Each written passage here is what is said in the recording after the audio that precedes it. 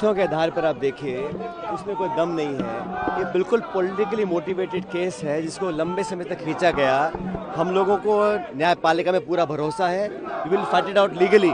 लेकिन आप समझिए, जिस एंटिटी में कोई ट्रांजैक्शन नहीं है, कोई लेन देन नहीं हुआ, 1 रुपये का कोई इसमें अदला बदली नहीं हुई है, और जानबूझ के पॉलिटिकली राहुल गांधी जी और सोनिया गांधी जी को टारगेट जो करने का काम किया है, ये पूर्णतः द्वेषपूर्ण भावना से कार्य किया गया है। लेकिन मैं जानता हूं कि देश के लोग समझ रहे हैं इस बात को कि अपने प्रतिद्वंदियों की आवाज़ दबाने के लिए अभी हम लोगों ने गुजरात में अधिवेशन किया था, पार्टी को जिंदा करने के लिए पूरी ताकत लगा रहे हैं, वो उनको नागवार गुजरा है। इसलिए केंद्र सरकार ने जानबूझ के बहुत ही विंडिक्टिव ये कदम उठाया है। इसको हम पॉलिटिकली टैकल करेंगे, लेकिन लीगली भी टैकल करेंगे। मुझे पूरा विश्वास है हमारी न्यायपालिका के ऊपर। उनका कहना है कि आपको प्रोटेस्ट करने का अधिकार है, लेकिन जमीन हड़पने का अधिकार तो कांग्रेस पार्टी। किसने हड़पी है? मुझे कोई प्रूफ कर दे किस कंपनी में कोई ट्रांजैक्शन हुआ है, कोई डिविडेंड पे हुआ है, कोई सैलरी ली गई है, कोई अदला बदली हुई है।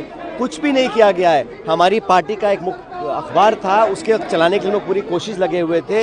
एक नॉन प्रॉफिट एंटिटी में अगर कोई ट्रांजैक्शन ही नहीं हुआ है, कोई लेन देन नहीं हुआ है, तो किस आधार पे आप मनी लॉन्ड्रिंग का केस लगा रहे हैं? ये तो सिर्फ छवि बर्बाद करने के लिए कोशिश जो कर रही है भाजपा और केंद्र सरकार, उसमें लगे हुए हैं। बाकी तथ्यों के आधार पर मुझे पूरा विश्वास है कि हमको न्याय मिलेगा। लेकिन पॉलिटिकली एक डैमेज करने के लिए, एक द्वेष की भावना से, बदले की भावना से जो काम कर रहे हैं वो लगातार कर, विपक्ष के तमाम नेताओं को टारगेट कर रहे हैं। और भाजपा में जो नेता हैं उन पे सब उनको खुली छूट मिली है, पाक साफ उनको डिक्लेयर कर दिया गया है। तो जनता सब देख रही है। बिल्कुल, हमारे लोग आक्रोशित हैं, जनता आक्रोशित है, कांग्रेस का कार्यकर्ता आक्रोशित है।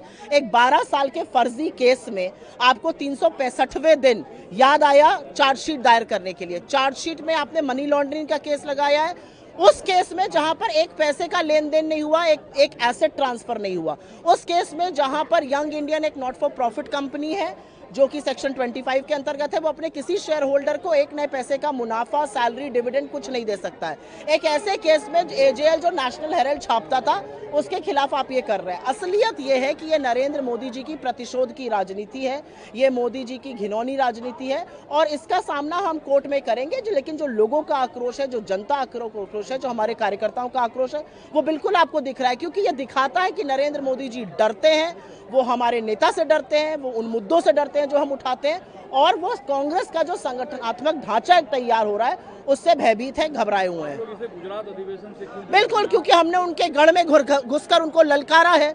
और असलियत यह है कि गुजरात का एक बहुत सक्सेसफुल अधिवेशन हुआ, नरेंद्र मोदी जी के चूल्हे हिले हुए, उनको पता है कि यहाँ पर दिक्कत होने वाली है। बिल्कुल, आज भी गुजरात में। और राहुल गांधी जी वो शख्स हैं जो ना आपसे डरते हैं, ना आपसे धमकते हैं। आपने 50 घंटे ईडी से पूछताछ कराई, या 500 घंटे और करा लीजिए। ये केस बोगस है, लेकिन राहुल गांधी जो मुद्दे उठा रहे हैं उसने आपकी कलई जरूर खोल दी है। लेकिन आपने सत्यमेव जयते का नारा तो पोस्टर पे लिखा हुआ है, तो इसमें क्या गलती बात है? सत्यमेव जयते हमारा लोगो, हमारा मूल मंत्र है। सत्य की विजय होती है। हम महात्मा गांधी की पार्टी है जिन्होंने ब्रिटानिया हुकूमत को घुटने टेकवा दिए। बिल्कुल नहीं टिकेगा। कैसे टिकेगा? बोगस मामला है, 365वें दिन तक इंतजार करना पड़ा। आपको लगता है ये मामला टिक सकता है अदालत में? ये तो बात स्पष्ट है कि जब जब कांग्रेस पार्टी एक्टिव नजर आती है, जब जब कांग्रेस पार्टी दोबारा से खड़े होकर पब्लिक के बीच में जाना शुरू करती है, तो ईडी कांग्रेस के नेताओं के घर आना शुरू हो जाती है। ये ईडी का जो केस है, ये ईडी का केस लगातार जब जब राहुल गांधी जी की एक्टिविटी लगती है कि अब मोदी जी को लगता है कि अब वो ज़मीन पे असर दिखा रही है, तो वो ईडी का हथियार वापस निकाल के लाते हैं। लेकिन इसी बीच रॉबर्ट वाड्रा साहब को भी कल बुलाया गया, आज फिर बुलाया गया नहीं, और कल प्रताप सिंह कचरियावास हमारे जो नेता हैं राजस्थान में, उनके ऊपर भी कार्रवाई हुई है। ये वही ईडी कार्रवाई करती है ना। पिछले 10 साल के अंदर उन्होंने लगभग 193 नेताओं के ऊपर कार्रवाई की है, और अभी तक फाइनल एक्शन कितनों पे हुआ है? 2 पर। आप 193 लोगों पर करें कार्रवाई और केवल 2 के ऊपर आपका हो। 5900 केस ईडी ने 10 साल में किए हैं, और कितने प्रूफ कर पाए हैं आज तक? 23। 5900 केस कोई एजेंसी इन्वेस्टिगेट करे और केवल 23 पे सही साबित हो। आज उन्होंने 2 दिन पहले हमारे नेशनल हेराल्ड की सारी प्रॉपर्टी अटैच कर ली। अटैच करने का मतलब है कि उन्होंने पूरी कुर्की कर ली। 23 केस प्रूफ हुए, और आप जानते हैं कि जनता की कितनी प्रॉपर्टी उन्होंने अटैच की है पिछले 10 साल में? 70,000 करोड़ रुपए की प्रॉपर्टी ईडी अटैच कर चुकी है। इसकी जवाबदेही किसकी होगी?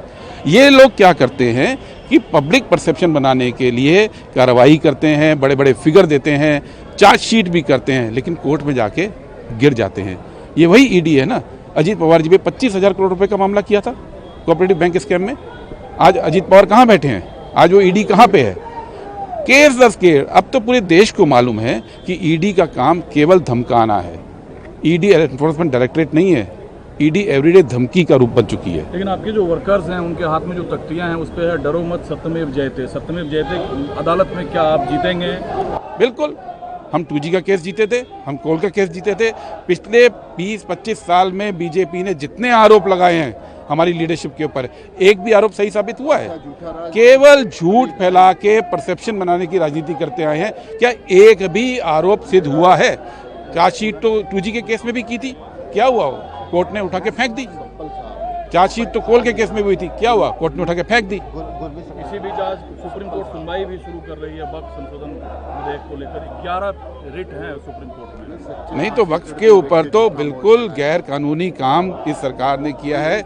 इसको बोलते टेरेनी ऑफ पावर, कि आपके पास सत्ता का शक्ति थी तो आपने बुलडोज करके बिल्स को पास कर दिया। अब वो कोर्ट कार्रवाई करेगा। लेकिन आज का मुद्दा है, आज का मुद्दा ये है कि ये जो ईडी का इस्तेमाल करके कांग्रेस पार्टी को रोकने की कोशिश होती है, सोनिया जी राहुल जी को बदनाम करने की जो कोशिश होती है, वो कोर्ट के अंदर आप देखिएगा कि दूध का दूध पानी का पानी होना ही है। जैसे मैंने कहा, जैसे बाकी केसेस में हुआ, एक भी केस है, 11वां साल है मोदी जी का, क्या एक भी केस साबित हुआ 11 साल में? सुपर पावर इनके पास है, जिसके चाहे जहां जाते हैं ईडी भेजते हैं, जहां जाते हैं इनकम टैक्स भेजते हैं, जहां चाहते हैं सीवीसी भेजते हैं। पूरा सिस्टम इनके अंदर कंट्रोल में है। लेकिन 11 साल में कुछ साबित कर पाए? सवाल ये है कि केवल और केवल आरोप लगाने की राजनीति होती है, साबित कुछ नहीं कर पाएंगे।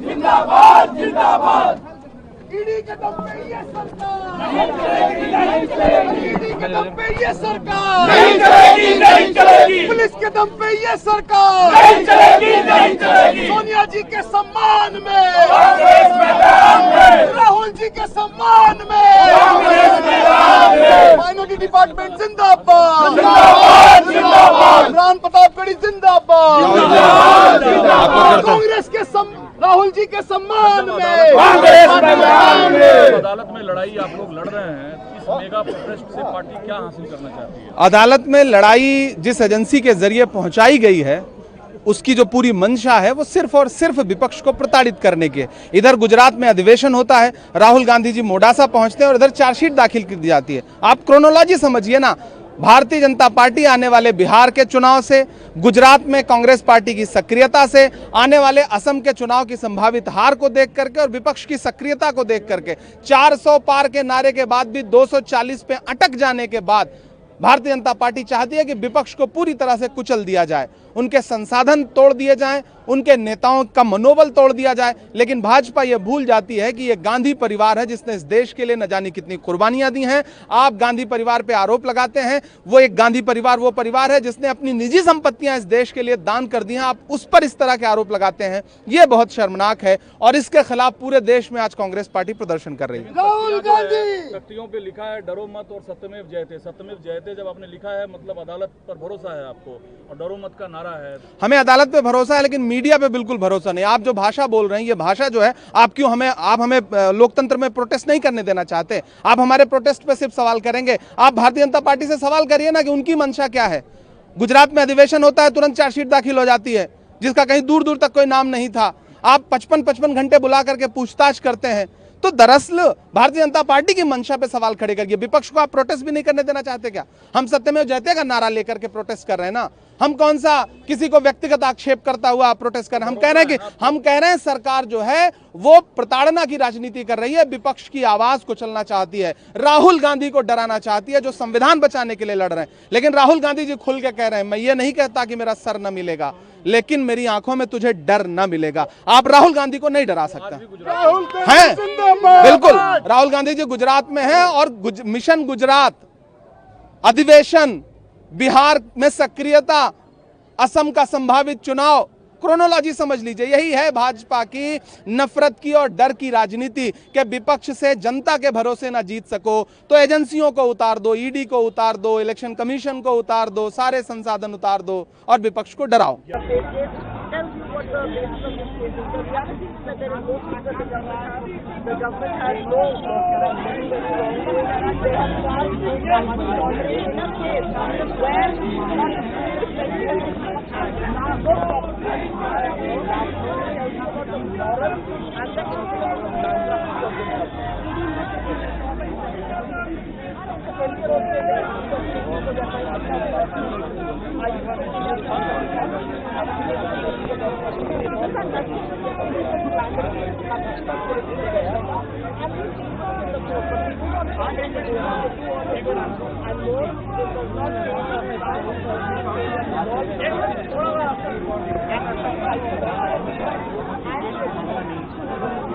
मैम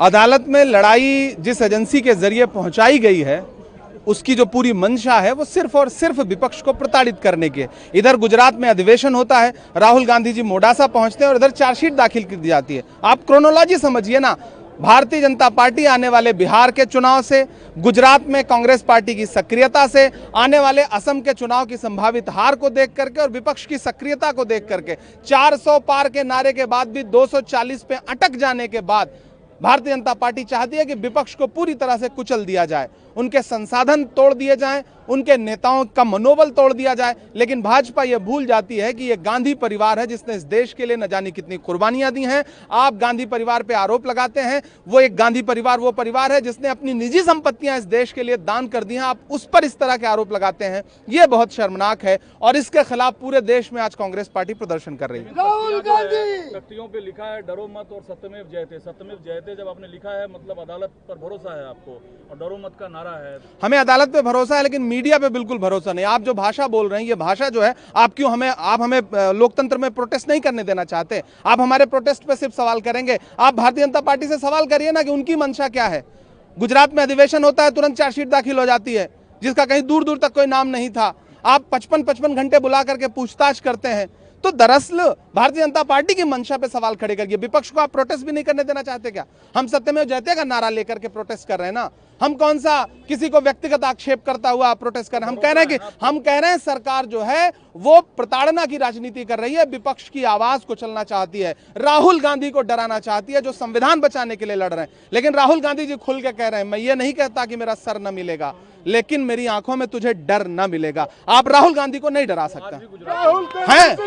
बिल्कुल, राहुल गांधी जी गुजरात में हैं और मिशन गुजरात, अधिवेशन, बिहार में सक्रियता, असम का संभावित चुनाव, क्रोनोलॉजी समझ लीजिए, यही है भाजपा की नफरत की और डर की राजनीति के विपक्ष से जनता के भरोसे ना जीत सको तो एजेंसियों को उतार दो, ईडी को उतार दो, इलेक्शन कमीशन को उतार दो, सारे संसाधन उतार दो और विपक्ष को डराओ।